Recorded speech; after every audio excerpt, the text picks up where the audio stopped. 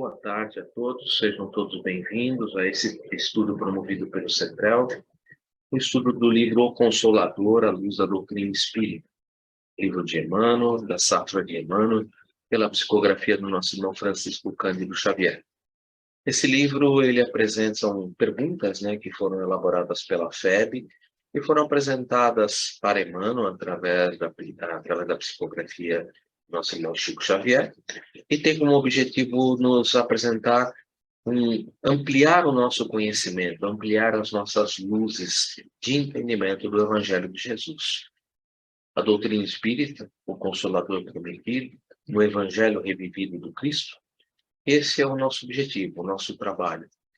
Então, a partir de agora, nós estaremos nos colocando aqui juntos nesse estudo, no estudo dessas perguntas e das respostas que foram oferecidas através da espiritualidade amiga, através do benfeitor Emmanuel, para o nosso entendimento. Um ambiente aqui e aonde todos nós nos encontramos devidamente preparado, um ambiente harmônico, um ambiente em que nós vamos ter aí a possibilidade de estabelecer uma sintonia com os nossos guias, os nossos mentores. Você que está ouvindo pela internet, você que está sintonizado pela internet, coloque como nós aqui um copo de água para fluidificação.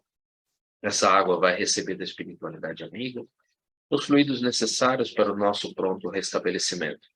E nós, através da sintonia com os nossos guias e mentores, estaremos também obtendo aí o ensino de Jesus, o ensino esse que nos possibilita a busca pela felicidade, a busca pelo bem-estar, a busca pelo bem comum. Esse é o nosso trabalho, esse é o nosso objetivo nesse estudo. Agradecidos, então, a toda a equipe espiritual que nos acompanha, onde quer que nós estejamos, lembremos que todos nós estamos mergulhados no hausto divino do Criador, no fluido cósmico universal, que permite que, onde quer que estejamos, estabelecemos sintonia não só com Deus, mas com Jesus. Ele mesmo nos disse: aonde dois ou mais ali estivermos falando em meu nome, eu lá estarei. Portanto, tenhamos certeza, ele nos acompanha, ele nos inspira, os bons espíritos nos inspiram em todo o nosso estudo, em todo o nosso aprendizado. E assim, agradecidos a toda essa espiritualidade, aos nossos guias e mentores, vamos dar por iniciados os estudos da tarde de hoje do livro O Consolador, à luz da doutrina espírita, com a prece que o próprio Mestre Jesus nos ensinou. Pai nosso que estais nos céus, santificado seja o vosso nome, venha a nós o vosso reino, seja feita a vossa vontade, assim na terra como nos céus. O pão nosso de cada dia nos dai hoje. Perdoe as nossas dívidas, assim como nós perdoamos aqueles que nos têm ofendido. E não nos deixeis, Senhor, cair em tentação, mas livra-nos de todo mal, que assim seja, graças a Deus, graças ao Mestre Jesus. Um bom trabalho e um bom estudo para todos nós. Vou só pegar meu livro. Sim.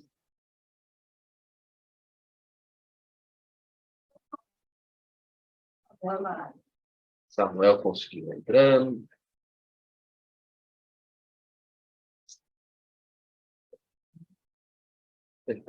Bom, gente, nós estamos estudando a pergunta número 206. Eu vou compartilhar a tela com vocês, para que a gente possa fazer um estudo dessa pergunta. Só um segundo, por favor.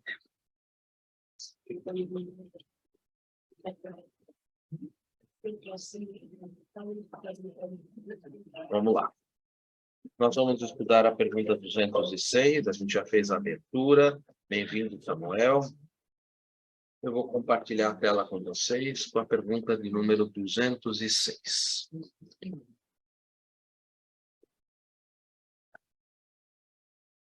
A pergunta 206 está dentro do bojo das perguntas que trabalham sobre o tema intelectualismo, dentro do tema principal, que é a cultura. Nós já fizemos cultura, subitem razão. Estamos falando agora do cultura, subitem intelectualismo. A pergunta atual é a 206. Os valores, desculpa, como é considerada no plano espiritual a posição atual intelectiva da Terra? Como é considerada no plano espiritual a posição atual intelectiva da Terra? Vejamos a resposta que nosso irmão Emmanuel nos apresenta. Os valores intelectuais do planeta, nos tempos modernos, sofrem a humilhação de todas as forças corruptoras da decadência. A atual geração, que tantas vezes se entregou à jactância, atribuindo a si mesma as mais altas conquistas no terreno do raciocínio positivo, operou os mais vastos desequilíbrios nas correntes evolutivas do orbe, com seu injustificável divórcio do sentimento. Nunca os círculos educativos da Terra possuíram tanta facilidade de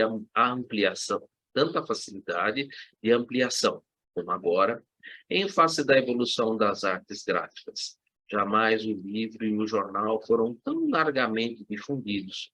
Entretanto, a imprensa, quase de modo geral, é órgão de escândalo para a comunidade e centro de interesse econômico para o ambiente particular, enquanto que poucos livros triunfam sem o bafejo da fortuna privada ou oficial, na hipótese de ventilarem os problemas elevados da vida. Uma resposta muito, muito bonita, né, gente? E é uma resposta que está muito ligado a uma época em que o livro foi escrito. O livro é de 1941. Portanto, era uma época em que a imprensa, né, de modo geral, era ali esse órgão de difusão, né? Hoje, nós vivemos um momento diferente. Porém, antes de a gente chegar nisso, eu acredito que parte do nosso entendimento, do primeiro parágrafo, ele se circunscreve a uma palavra chamada jactância. Essa palavra é uma palavra de interpretação, né? E para que a gente pudesse entender um pouquinho melhor, né? Porque como ele responde, né?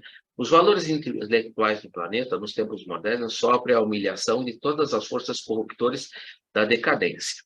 Ou seja, existe ali um entendimento, um desenvolvimento intelectual, porém ele está corrompido. No próprio Evangelho segundo o Espiritismo, a gente aprende que no início nós somos instintos. Depois, ali corrompido, esses instintos, em vez de se transformarem em sentimento, eles são emoções. As emoções são o sentimento corrompido. E depois de que vencida essa corrupção, ela passa a ser sentimento puro. Então, nós estamos ainda dentro dessa área das forças corruptoras, que ainda corrompem o sentimento puro.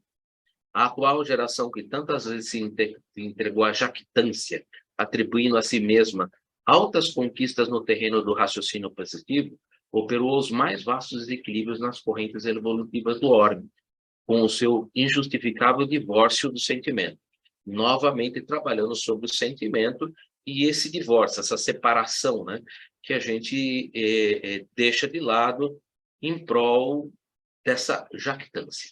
Bom, como compreender um pouco melhor o que significa, o que é se entregar à jactância? Para que a gente pudesse entender um pouco melhor, para que eu pudesse entender um pouco melhor, desculpa usar o termo eu, né? A gente não deveria, mas eu pesquisei. E dessa pesquisa, o que eu fiz? Eu usei os recursos que hoje nós temos, que são os recursos do ChatGPT, da inteligência artificial. Então, eu perguntei para ela o que é essa jactância, né? Eu vou compartilhar a tela com vocês, para a gente poder dar uma olhada o que a gente pode tirar disso daí. Eu fiz a seguinte pergunta. A jactância pode ser um empecilho para o progresso do ser? Afinal de contas, ele disse que isso seria um empecilho, seria um problema, né? E a resposta veio o seguinte. E aí é que a gente vai entender o sentido da palavra jactância, né? A jactância E aí vem a definição, que é o ato de se vangloriar ou se exibir excessivamente, pode sim ser um empecilho para o progresso do ser em várias áreas. Aqui estão alguns dos motivos pelos quais a jactância pode ser prejudicial. Isso ajuda a gente a compreender por que Emmanuel usa o termo jactância, né? Porque ela é um ato de se vangloriar, de se exibir excessivamente. Ou seja, poderia ser utilizada como orgulho, poderia ser utilizada, substituída por arrogância, por vaidade. Tudo isso engloba a palavra jactância. Só que a palavra em si, ela é mais do que isso. Ela tem um sentido mais amplo, uma força mais ampla.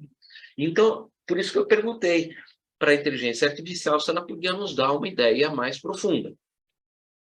E aí, ela traz cinco definições de maneira que a jactância possa ser prejudicial. Primeira dela, relações interpessoais. Olha que legal, né? A jactância excessiva, ou seja, o orgulho excessivo, a vaidade excessiva, pode criar ressentimento e alienação nas relações interpessoais.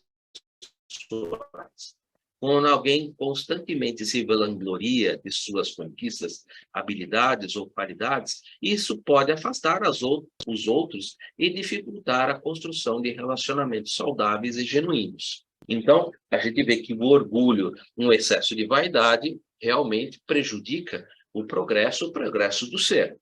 Estagnação do crescimento pessoal, também. A jactância pode levar à complacência e à falta de motivação para buscar o desenvolvimento ou a melhoria contínua. Quando alguém está excessivamente satisfeito com suas realizações e se exibe constantemente, pode perder a oportunidade de aprender com os outros, adquirir novas habilidades e enfrentar desafios para crescer como indivíduo. Costumo dizer que ninguém sabe tudo e todo mundo, por menor conceito que você possa ter, por menor desenvolvimento que você possa ter, todo mundo tem uma experiência numa determinada área e que pode trazer um conhecimento para outras pessoas. Então, ninguém é isento de não ter nada para ensinar para alguém. Todo mundo tem alguma coisa para aprender, tem alguma coisa para passar para as outras pessoas. E se você tem essa jactância, ou seja, se você é orgulhoso e você acha que sabe tudo, fica muito difícil. Da mesma maneira, a gente enxerga nos tempos de Jesus os fariseus. Eles acreditavam que eles eram o dono de todo o conhecimento, sabiam tudo, e, portanto, eles se fechavam em si próprios e deixavam de absorver ali tudo aquilo que Jesus, o Messias, o Mexialá, o ungido, o esperado, estava ali de frente deles, apresentando para eles, né? Então, é um problema esse tipo de coisa, quando você se acha o dono do pedaço, você sabe tudo, realmente isso dificulta bastante. Falta de colaboração. A jactância pode dificultar a colaboração efetiva com as outras pessoas. Quando alguém está constantemente focado em se promover e se destacar, pode ser mais difícil trabalhar em equipe e compartilhar o sucesso com os outros. A falta de colaboração pode limitar o potencial de alcançar resultados mais significativos e construir algo maior do que poderia ser alcançado individualmente. Sempre abro os nossos trabalhos de terça-feira dizendo: ninguém faz nada sozinho. Não tem como crescer sozinho. Não dá para crescer sozinho, porque todo mundo está aqui, um para ajudar o outro. Um já desenvolveu um pouquinho mais aqui, um pouquinho mais ali, e um ajuda o outro. Não tem como caminhar sozinho. Perda de credibilidade. A jactância excessiva pode minar a credibilidade de uma pessoa. Quando alguém constantemente se gaba de suas realizações sem evidências concretas ou exagera suas habilidades, isso pode levar os outros a questionarem sua autenticidade e confiabilidade. A perda de credibilidade pode ter um impacto negativo nas oportunidades e relacionamentos pessoais e profissionais. Quando o sujeito se julga muito dono da razão, ele acaba afastando as outras pessoas. Em vez de ele aproximar as outras pessoas, em vez de ele ali trazer o ponto de vista dele, mas estar aberto sempre para as outras pessoas, para ouvir os outros pontos de vista e acrescentar, isso normalmente acaba fazendo com que aquela pessoa fique isolada das outras pessoas, né? E pode, inclusive, levar à perda de credibilidade.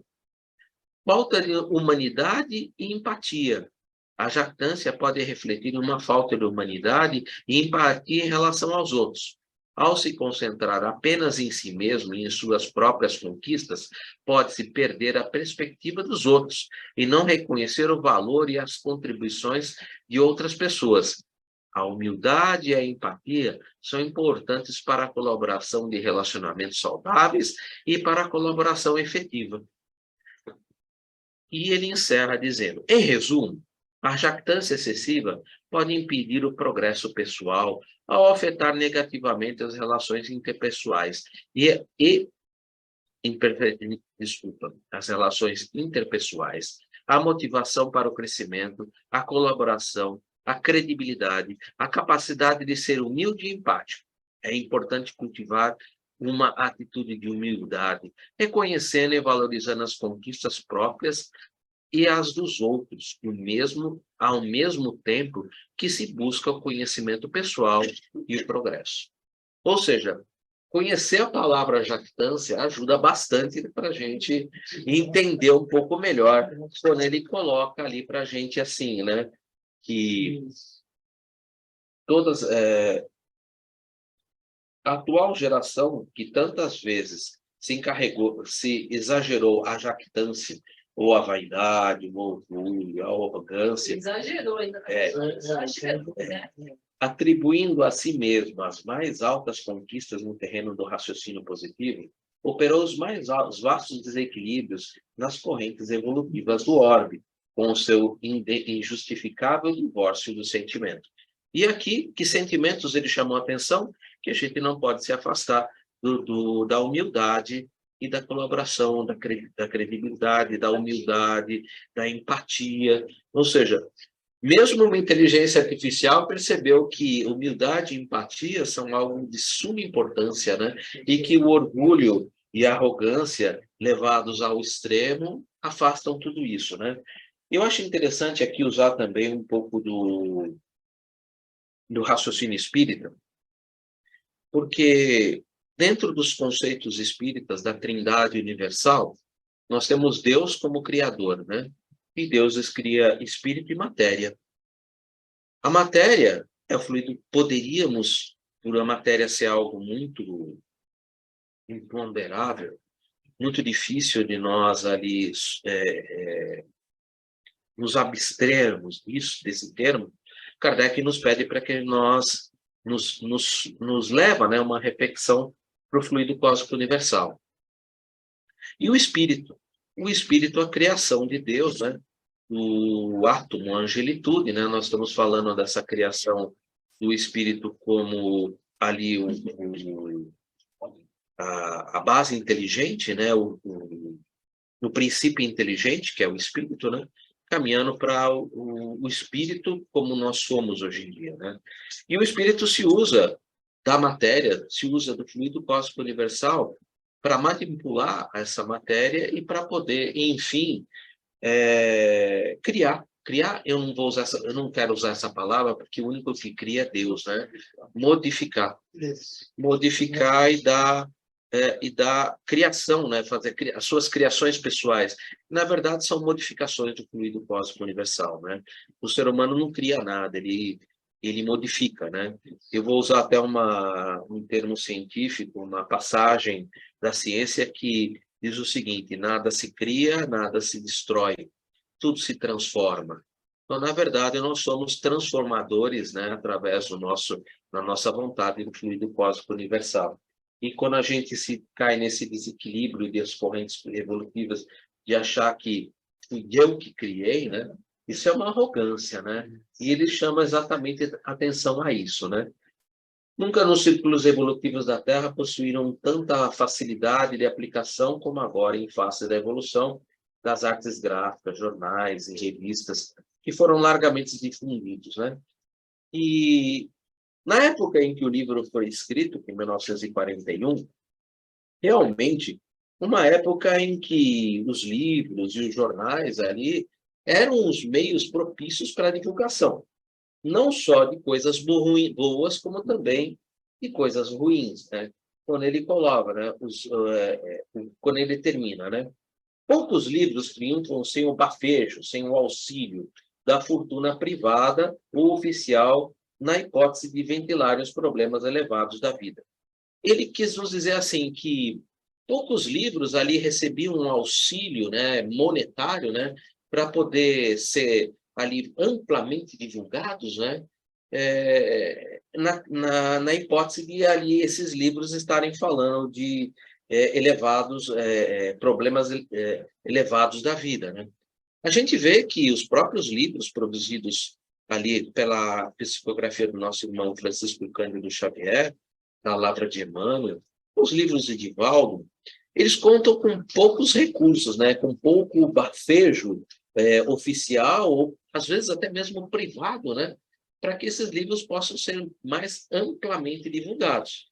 Em compensação, livros, às vezes, não tão bons, né, vamos dizer assim, né, que não tenham princípios elevados de vida, de filosofia de vida, da prática do bem, da prática da caridade, às vezes encontram, né, esse auxílio, né, esse bafejo, né, privado ou oficial, né, para a sua divulgação. Um outro ponto que eu gostaria de chamar a atenção, né, é com relação a essa parte em que ele chama a atenção dos jornais que foram largamente difundidos, né? E que, em geral, são esse órgão de escândalo, né?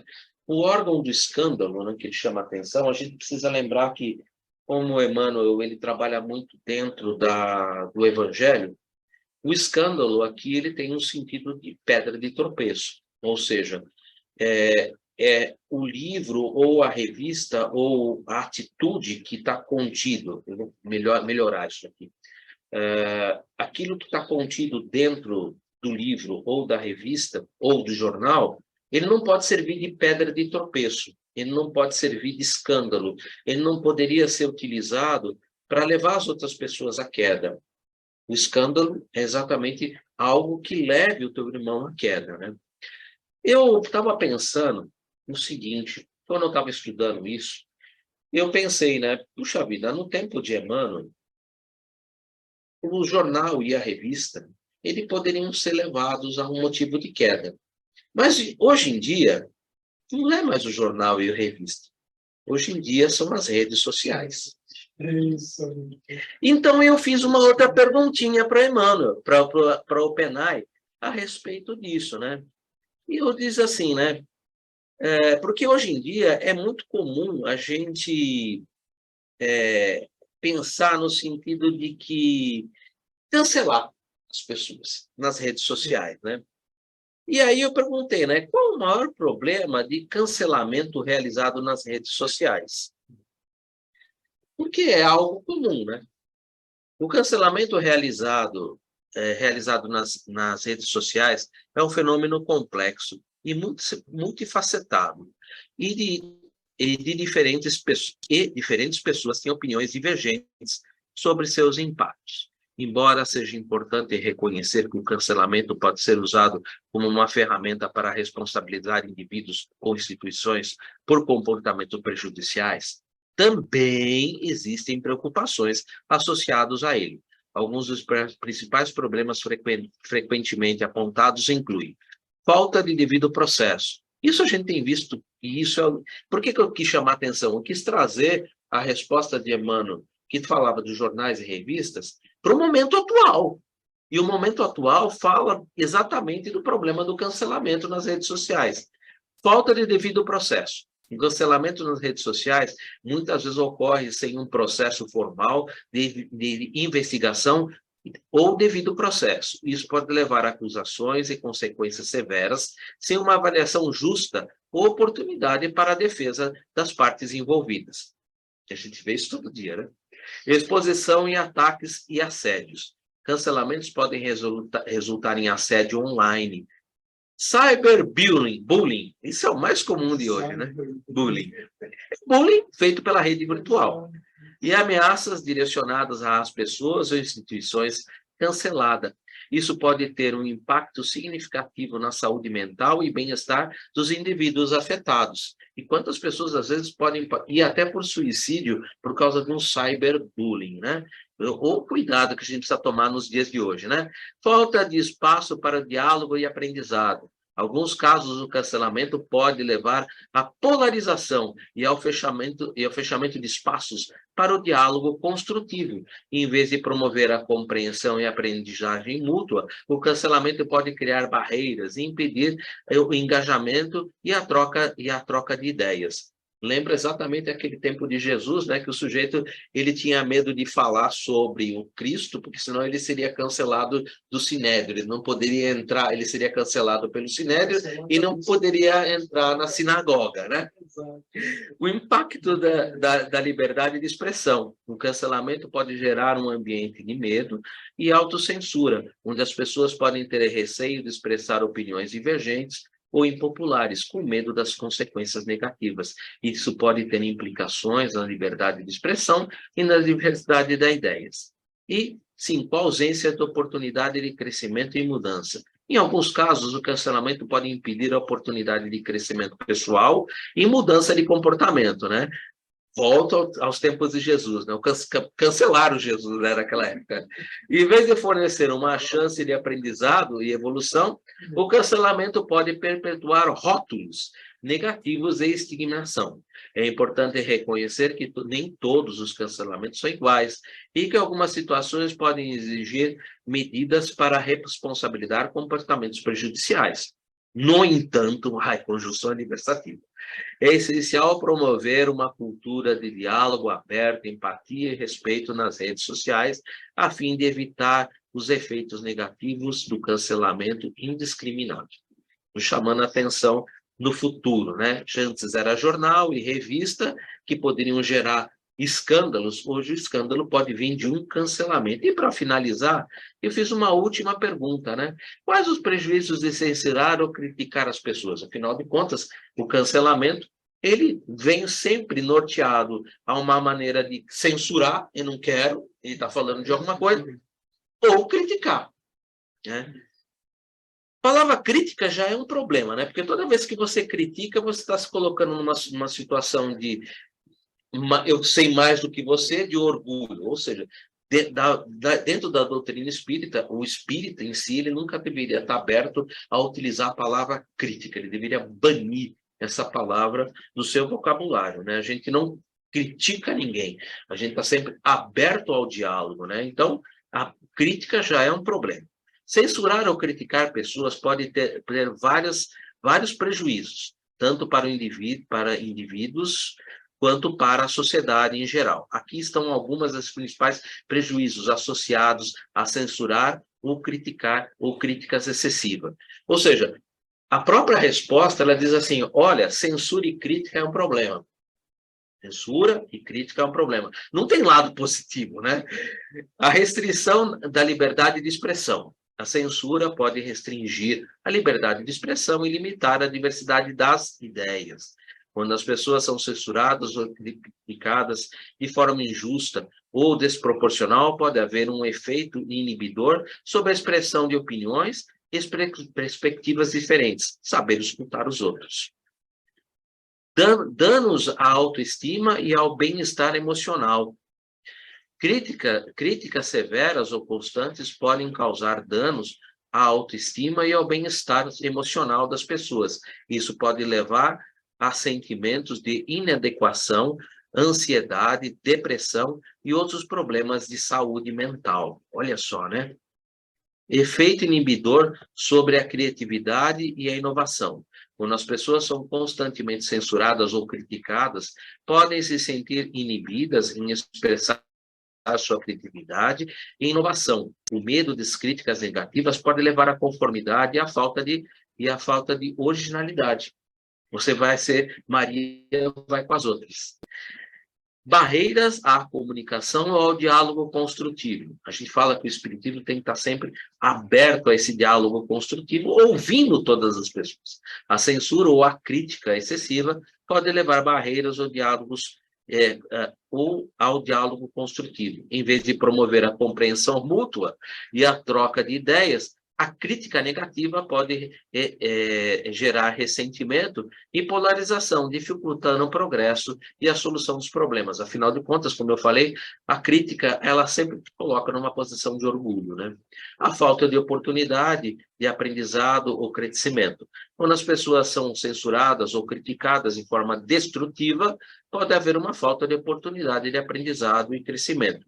Críticas construtivas pode ser benéfica para o desenvolvimento pessoal ou profissional. Eu não diria que existe crítica construtiva. Eu digo que há um diálogo construtivo, né? Pode levar a esse processo, né? Mas quando a crítica é excessivamente negativa ou mal intencionada, pode impedir o crescimento e a melhoria. Ou seja, a resposta de uma máquina pode ser bem melhorada, né, quando ele usa a palavra crítica.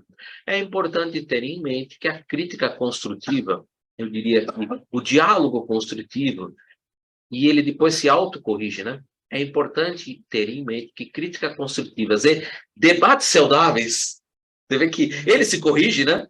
São essenciais para o progresso e a evolução. No entanto, é necessário promover uma cultura de respeito, empatia e compreensão, evitando censurar ou a crítica desnecessariamente prejudicial.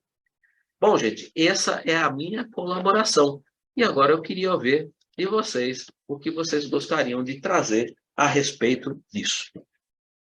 Sintam-se à vontade. Eu vou ligar o cabo que eu esqueci.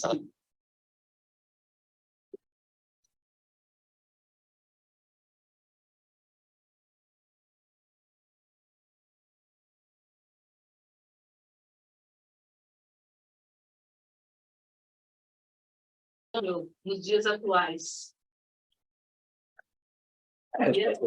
Ia ser uma coisa assim.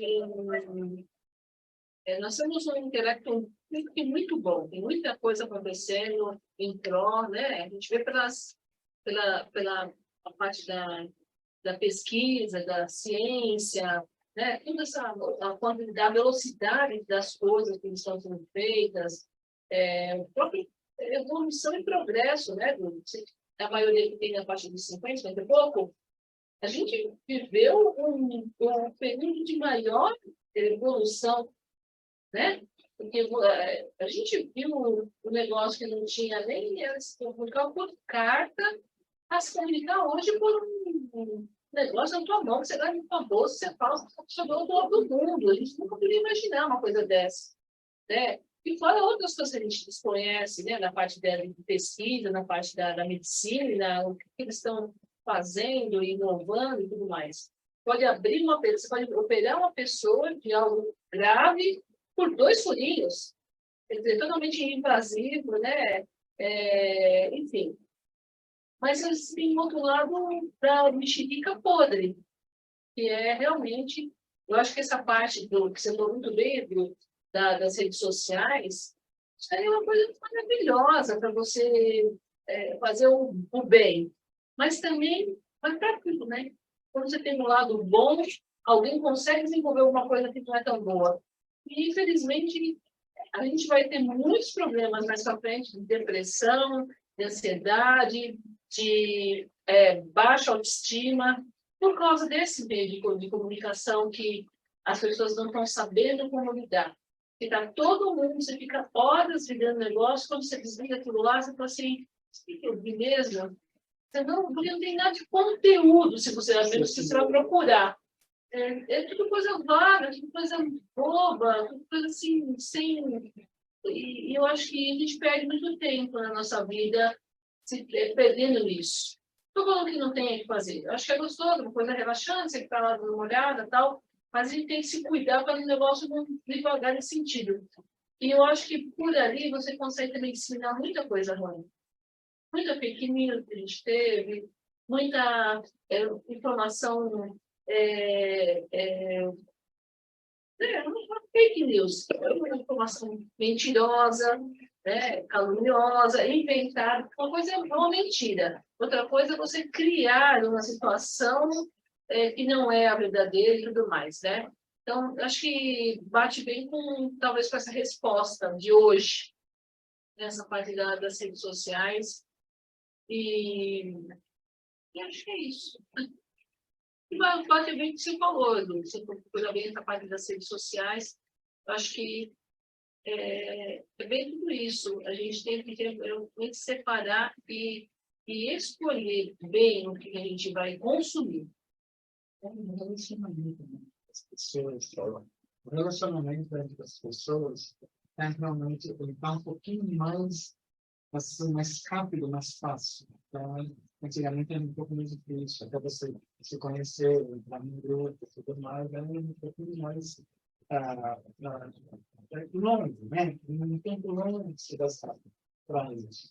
Hoje em dia, é apenas a gente só mais também por essa parte que ela falou, a gente acabou aqui, e pode também servir para que você falou, leu aí, a crítica, né? Ela pode derrubar uma pessoa. Ela pode derrubar realmente exatamente. Uma pessoa que sente, não muitas vezes como é simples, mas como um outro sente, e ele não é muito igual. Porque cada um está na mídia, né? Mais ou menos isso. A resposta que pode dizer que cada um está na mídia, cada uma pessoa pode ajudar a outra, tá? Dando sempre alguma coisa, uma coisa, ou aquele negócio da discussão que se dá. Muito bem. A palavra crítica, né? É uma palavra que eu sempre digo, né? Que o espírita, né? A pessoa que estuda o evangelho, que está estudando o espiritismo, essa é uma palavra que ela deveria tirar completamente do seu vocabulário. A palavra não deveria existir, porque a própria palavra em si, a própria palavra em si, ela já detona, ela faz com que você se coloque superior a outra pessoa. Ela exalta o orgulho, exalta a vaidade, exalta o egoísmo. Eu vou te criticar. Como é que eu posso criticar alguém?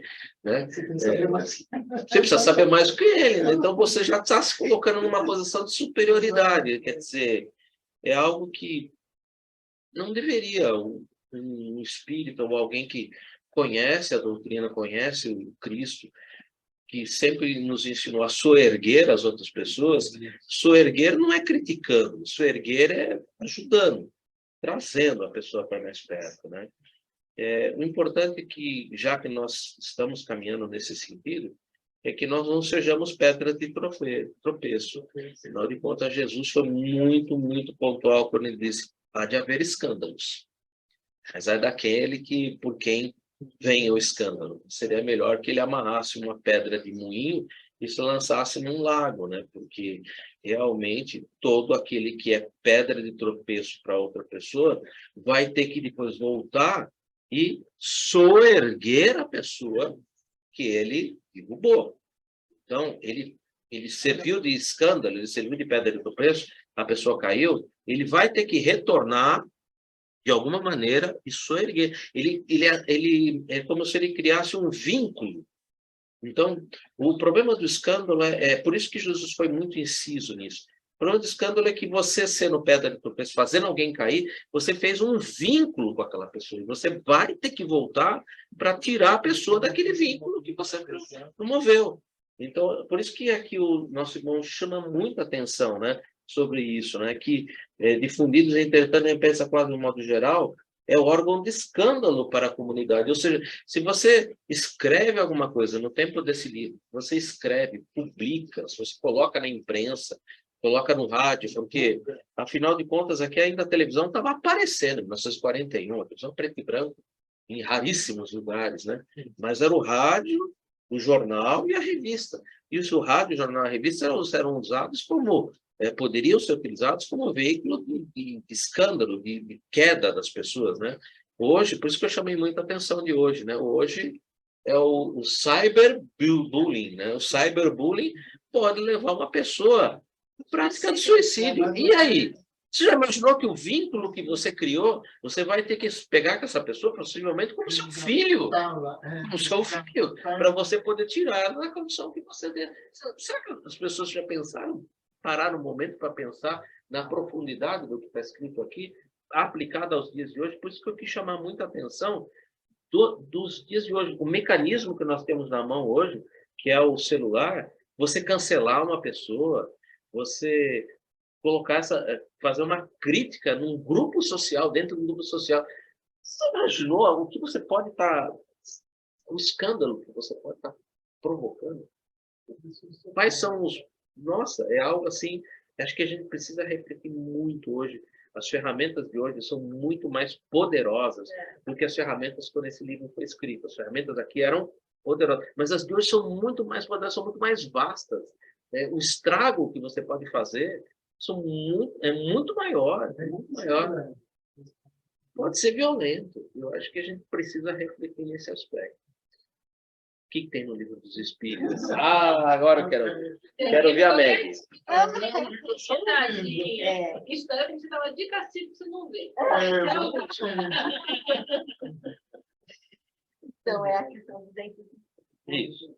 Tá, então, me chamou a atenção, no primeiro parágrafo, no finalzinho, com seu injustificável divórcio do sentimento, né?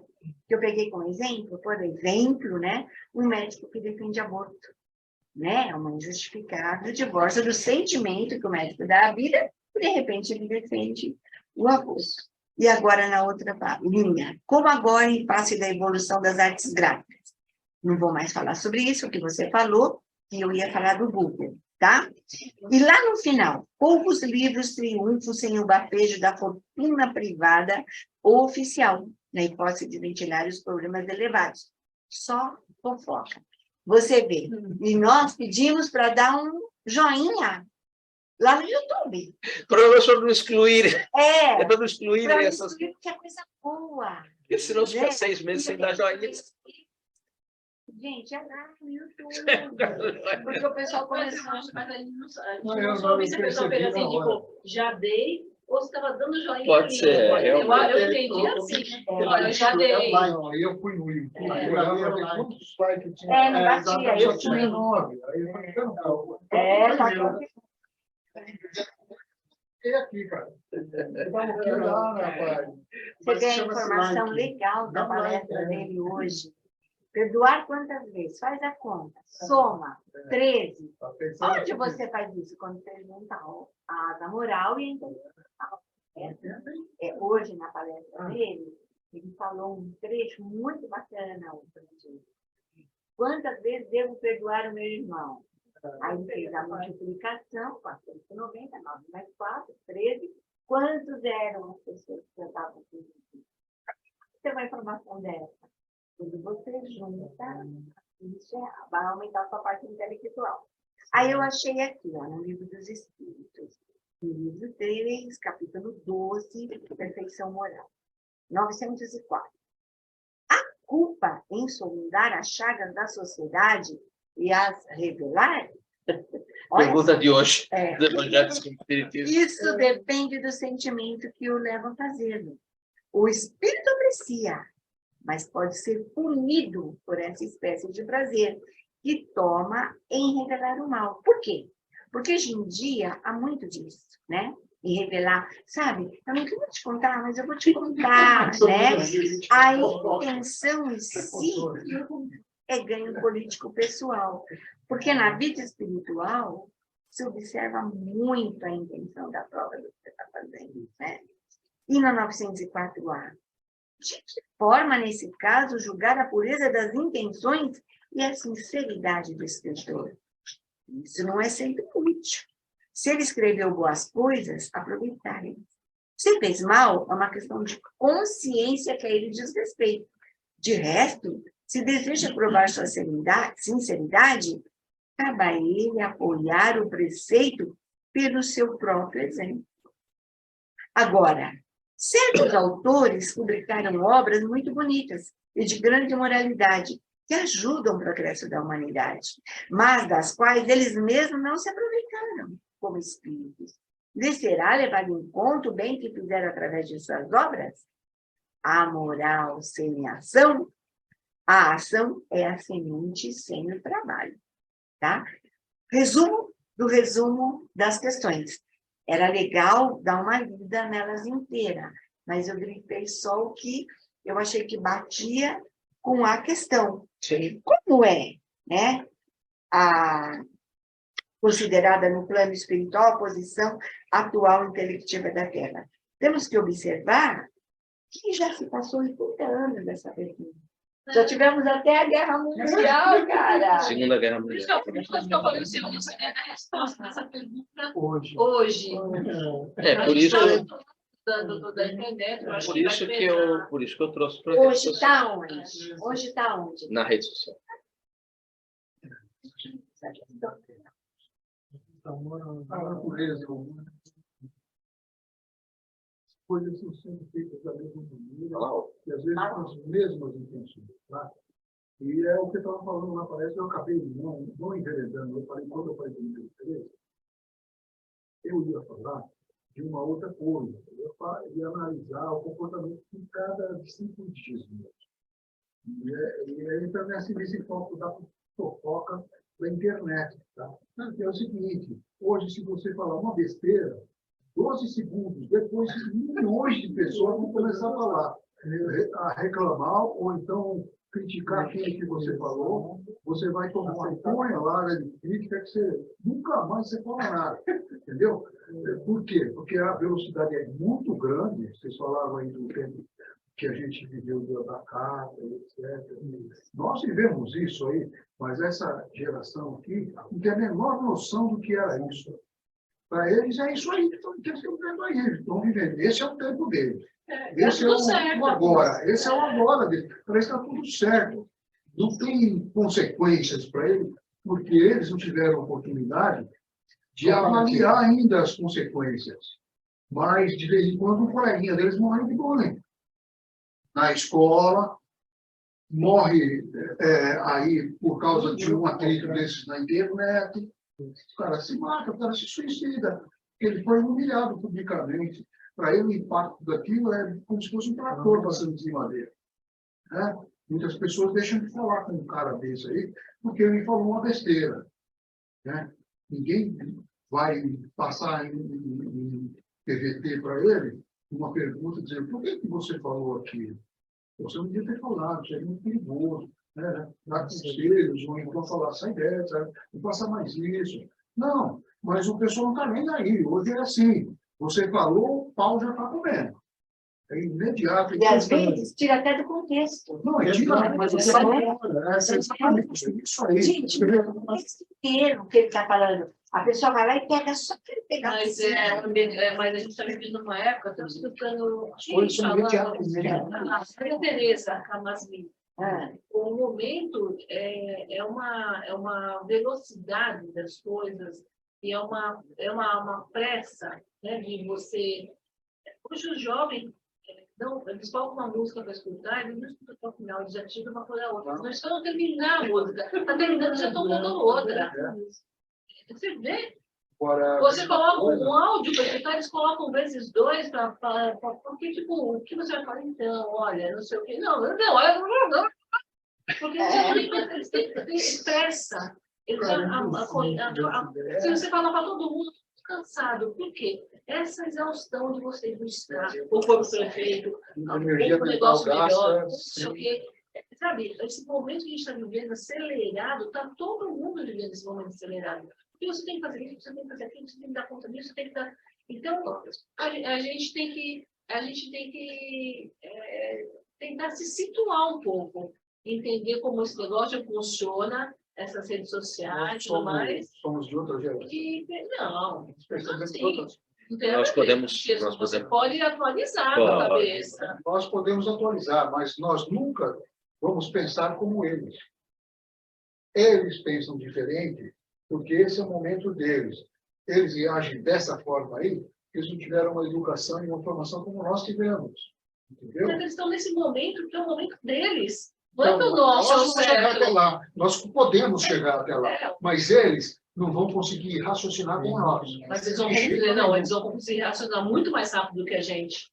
Mas muito mais rápido. Rose, não com a mesma qualidade. Não. Pode ter mais qualidade. São momentos diferentes. Esse pessoal que está vindo agora, Eles estão vindo com uma pegada superficial. totalmente... Não, você está vendo uma parte. Nós estamos vendo...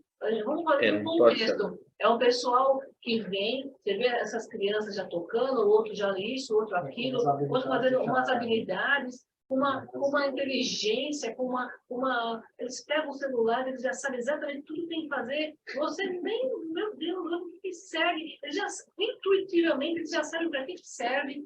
É uma coisa muito mais rápida. Nós estamos vivendo uma época, é uma coisa que eu estou sentindo, que a gente ainda tem que se adaptar. Daqui uns bons anos, o negócio talvez vai estar mais encaixado. Mas hoje, a criança de 2 anos, a mãe, para poder comer, ela coloca o celular na frente com um filminho. É a chupeta. Hoje, a chupeta da criança é um tablet. Porque ela vai ficar distraída ali, você vai enfiando uma batatinha na boca e você vai conversando com o teu marido. Porque, não, então, eu estou falando, hoje o que acontece é isso. Mas a gente está se ajustando. Aonde dá, o que for para assistir, o que não dá. A escola, a maioria das escolas, todo mundo tem que ir com um tablet alguma coisa para poder estar junto com a turma. Senão você não tem esse negócio. As lições são pela internet, é uma outra pegada. E a gente está se adaptando. Tem muitas crianças que vão sofrer, bullying, isso. É onde vai a educação, a formação da base. Para quando se deparar com isso, ele ter mais estrutura. Mas isso vai acontecer. Você não vai conseguir colocar um filho redondo e falar assim, não, ninguém vai te machucar, ninguém vai te ofender. Entendeu? Não dá. É aquele negócio. Você vai ter que... Exatamente. Ó, vão te oferecer o cigarro. Aí vai ser de você decidir se aceitar ou não. Você não vai estar correndo lá falando. Eu entrei hoje numa classe espírita, cheio de crianças. Eu imaginei que estava uma hora algazarra lá, né? Abri a porta, tinha 10 crianças sentadas e os 10 não estavam. No ônibus é assim, tudo bem. Eu acho que é uma coisa que a gente vai ter que se... A gente está muito novo isso. Muito novo. Tem uma mensagem do Chico, há, sei lá, 40, 50 anos atrás, que ele chegou e falou, um dia que estava tomando um cafezinho, ele falou assim, ele parou, ele olhava para cima, e ele falou, mano, eu está dizendo que daqui, não sei se era 40 anos, 50 anos, a doutrina espírita vai ser ensinada através de multimídia. O que é multimídia? Eu não esqueci essa palavra. O que é multimídia? Aí falaram assim, deve ser uma coisa de muita tecnologia. Então, olha só, nós estamos vivendo exatamente essa época. O quanto que as palestras, os estudos daqui, inclusive da casa, o quanto o palestrante hoje ele vai fazer um congresso, ele tem de 200 mil pessoas assistir a palestra dele, e antes o que era? As 200, as 50, 100, a 20, que estavam no centro. Tudo isso evoluiu. Só que a gente, em todo lado bom, tem um lado ruim. É onde a gente vai ter que... Qual lado a gente vai cair? Qual lado a gente vai cair? Né? E até formatar tudo isso... A gente vai ver muitas vezes aqui para arrumar tudo isso. O crescimento tecnológico está sendo bem forte, né? E a pandemia ela nos trouxe uma aceleração um pouco mais forte nisso. Os computadores com cérebro eletrônico, mas sempre são híbridos já, a velocidade já tocando. O espírito que vai ser o principal ator de todas as atividades, ator de todos os componentes. Não sei se vocês perceberam, mas eu utilizei de uma inteligência artificial para a resposta. E ela não foi precisa, mas ela abriu horizontes para que a gente pudesse pensar. Você sabe que está tornando possível isso aí? Um cérebro híbrido, cérebro eletrônico híbrido, fazendo isso. Mas uma pergunta que eu faço, isso daí não vai dar vício a essa nova geração? A ficar que nós estamos viciando? Acho que não. Eu acho que não, porque a ideia da instrução que se pretende moldar com isso é senso crítico. Não que a palavra crítica não necessite, mas senso crítico. Ou seja, vai ser muito comum, o professor fazer uma exposição, depois ele faz uma pergunta, no chat GPT, o chat vai responder a respeito daquilo. E ele vai virar para as pessoas da sala e vai falar assim, o que vocês podem trazer a mais? Foi o que eu fiz aqui. Vi que cada uma das coisas eu li e comentei. Então, o objetivo vai ser fazer com que as pessoas comecem a raciocinar a respeito daquilo que leem. Elas não vão concordar. Como eu não concordei com muita coisa. Quando ele falou da crítica, eu falei, olha, essa palavra pode ser muito bem aplicada para o chat GPT, porque é uma inteligência artificial. Mas um espírita não usa a palavra crítica, ele não critica as pessoas. Ele não se coloca acima das outras pessoas. Tanto que eu falei, eu vou aproveitar uma base da estrutura da resposta, mas aquilo que diz respeito à crítica, eu vou substituir, que eu falei, por um outro pensamento. Um pensamento de quem pode ali aceitar as ideias e, a partir delas, construir novas perspectivas. É muito fácil eu ouvir o que a Meg tem para me dizer e falar assim, eu não concordo. Isso já terminou, acabou com a coisa. É muito mais fácil eu chegar e falar, Meg, eu compreendo tudo que você está dizendo, mas eu penso um pouquinho diferente. E ela vai virar para mim e vai falar assim, mas que maneira você pensa a respeito disso? E aí a gente estabelece um diálogo. Então, eu não concordo, não deve sair da boca de um espírito, porque a gente aprende isso. A gente aprende que a gente tem que respeitar as ideias, respeitar os padrões de cada um e tentar ali chegar num consenso comum. E a mesma coisa a crítica, não falar assim, eu critico tudo que você fez aí. Quer dizer, eu me coloquei superior a ela, que eu não sou superior a ninguém em nenhum momento. Então, de tudo que você trouxe, eu achei tudo muito bom, mas eu gostaria de trazer algo mais. E aí abre para...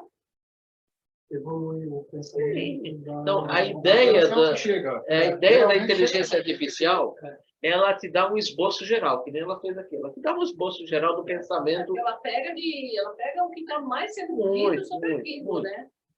Então, ela pega uma coisa geral. E a inteligência artificial nunca vai entrar no campo da espiritualidade. Jamais. Um exemplo, eu vou compartilhar uma coisa importante. Só porque eu fiz uma pergunta que eu não apresentei.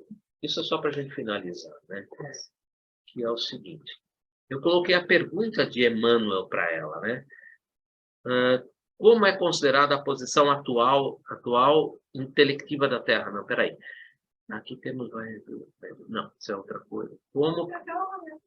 Como é considerada a posição atual intelectiva da Terra? Não. Como é considerada no plano espiritual? Porque eu fiz as duas, porque eu queria ter ideia, né? Tem coisas que eu não coloquei, lógico, né? Porque foi estudo particular mesmo. Como é considerada no plano espiritual a posição atual intelectiva da Terra? Como ela é uma inteligência artificial, ela não pode pensar no plano espiritual. Então, ela responde para você, no plano espiritual, as crenças e as perspectivas podem variar dependendo das diferentes filosofias, religiões e tradições espirituais. Ela já deu essa resposta outra vez, lembra? É importante lembrar que não posso fornecer informações verificáveis ou objetivas sobre o plano espiritual, pois é um domínio subjetivo e pessoal. Ou seja, eu não tenho como responder para vocês nada que é do plano espiritual, porque eu sou uma inteligência artificial, eu vou pensar em planos materiais, em plano da matéria, em plano de relacionamento entre as pessoas, tanto que ela fala da empatia, ela fala do desenvolvimento da virtude e da humildade, mas ela não pode pensar em termos espirituais porque ela não tem essa ideia. Ela está fora dos conceitos da física. Não, até porque também o plano espiritual ele é grande, né? Você pode seguir linhas. Ela traz, então, aí tradições. No entanto, o que ela pode dizer, né? Tradições espiritualistas. Ele coloca assim, sugerem que a Terra é um lugar de aprendizado e evolução espiritual para as almas encarnadas. De onde ele tirou isso? Lógico que tirou do Espiritismo, né? Acredita que os seres humanos possuem a capacidade de desenvolver e expandir sua consciência e inteligência por meio de experiências terrenas. Encarnação, né? O progresso intelectual é visto como um aspecto importante da jornada espiritual, mas não é considerado o único ou o mais essencial. Está faltando falar do moral, mas ela não pode falar disso porque ela não sabe. Além disso, algumas crenças espirituais sugerem que a Terra está passando por um período de transição ou despertar espiritual. Olha de onde ela tirou isso aí, né? No qual a consciência coletiva está se elevando às pessoas e estão se tornando mais conscientes de sua verdadeira natureza espiritual. Essa perspectiva enfatiza o potencial para o crescimento intelectual e espiritual em níveis individuais e coletivos. No entanto, é importante ressaltar que esses valores, e aí ela volta para fechar, falou, ó, isso aí é o que as pessoas pensam, né? É importante ressaltar que essas visões são baseadas em crenças e interpretações espirituais e não podem ser verificadas objetivamente, ou seja, ela já de cara avisou para você, olha, eu não sei dessas coisas, eu estou dando uma ideia do que as pessoas pensam.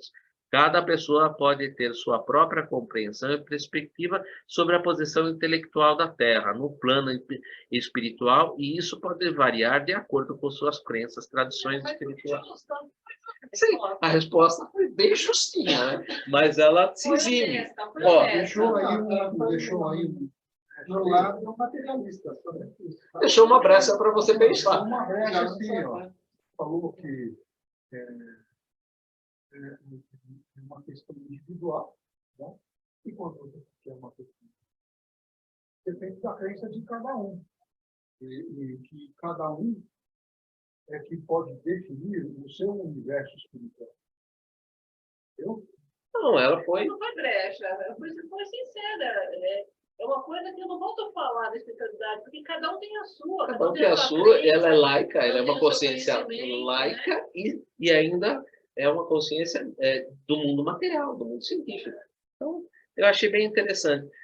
Eu trouxe isso, eu não vou fazer isso todas as vezes, mas eu acho interessante de vez em quando a gente utilizar os recursos tecnológicos, porque a gente precisa desses recursos também para ir se ambientando.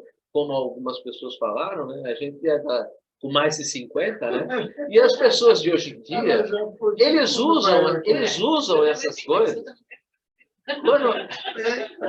Quando aparece uma palavra que nem apareceu ali, jactância, né? O cara já na hora vai lá no celular dele e coloca o que é jactância. Então, eu mostrei para vocês que tem como a gente interagir e usar dos recursos, interagir, observar esses recursos e colocar o nosso senso crítico, né? Desculpa a palavra, mas nosso senso crítico de trazer isso para dentro da doutrina. Quando eu vi aquele jactando, cadê a Meg que não sobe para me explicar o que é esse raio? Eu estava falando exatamente disso. Eu usei a inteligência artificial para dizer a respeito disso. Hoje no curso também está falando assim.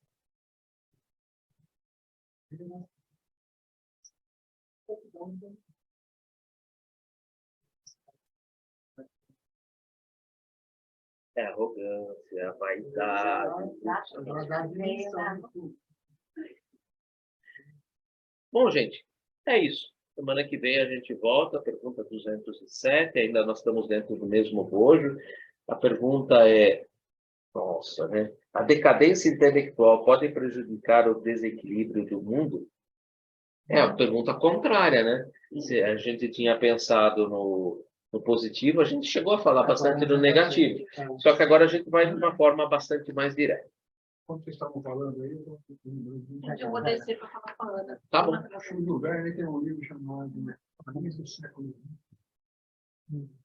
Vocês sabem quem foi Júlio Verne, né? Escreveu 20 mil léguas submarinas, 5 semanas em Madonna, volta ao mundo em 80 dias, né? Ficção. Não era ficção, né? A ficção era baseada já em conhecimento científico. Ele tinha uns amigos que eram cientistas e que já conheciam essas realidades, essas antecipações. Então, ele escreveu um livro usando todas essas informações, colocando essas informações no livro como sendo coisas que a gente iria realizar mais tarde. O submarino passou a existir naquele século mesmo. A iluminação, que ele falava da eletricidade, o submarino era iluminado com uma energia que ele descreveu lá como uma coisa muito semelhante à energia atômica. Isso não existia, nem existia o conceito ainda. naquela época, que ele escreveu o livro. Escreveu isso em meados do século XIX, né? E essas ideias já vêm desde o princípio do século XIX. Então, ele colocou todas essas ideias dos livros que ele escreveu e ele ficou sendo conhecido como um antecipador da realidade futura. E ele escreveu esse livro, Paris no século XXI. Paris no século XXI, que escreve exatamente o que nós estamos vivendo agora. Tecnologicamente falando, e a realidade da sociedade agora. Então, se vocês tiverem a oportunidade de pesquisar e ler alguns trechos desse livro, leiam, para vocês verem como não existe coincidência. E esse cara, ele era amigo de um grande escritor espírita. Júlio Verne. Perfeito, gente. Semana que vem, então, a gente retorna. Quem pode fazer para a gente encerramento? É você, rapaz! Ah, mas assim... Ai, não. Tá bom, vamos lá, gente. Vamos terminando um pouco nossos pensamentos nesse debate de ideias, de palavras, de conhecimento. Vamos agradecendo ao nosso Mestre Jesus por nos permitir aqui estarmos, evoluindo, mesmo que seja um pouco devagar, nos degraus da perfeição. E vamos agradecendo a todos os mentores que estão aqui e estão conosco também, como todos aqueles que estão em seus lares, em suas casas, nos assistindo e participando também dessa conluio de ideias, de informações. Vamos agradecendo a Ti, Jesus, e aos nossos mentores, ao mentor desta sala de aula, que nos faz compreender um pouquinho mais. Somos de onde viemos e para onde vamos. Para assim nos agradecer com a oração que Jesus nos ensinou. E vou dando por encerrado as aulas de hoje. Pai nosso que estás nos céus, santificado sejas o teu nome. Que venha até nós, Pai, o teu reino. Que sejas feito, Senhor, a tua vontade, aqui na terra como ela é feita em todos os céus. O pão nosso, em cada dia, Pai, dai-nos hoje. Perdoa, Pai. Perdoe as nossas ofensas, à medida que vamos perdoando aqueles que nos ofenderam, Senhor. Livra-nos, ó Pai. Livra-nos de todo mal, pois teu és o reino, o poder, a luz e a glória, para todos sempre. E assim seja. Graças te damos, Senhor. Graças te damos.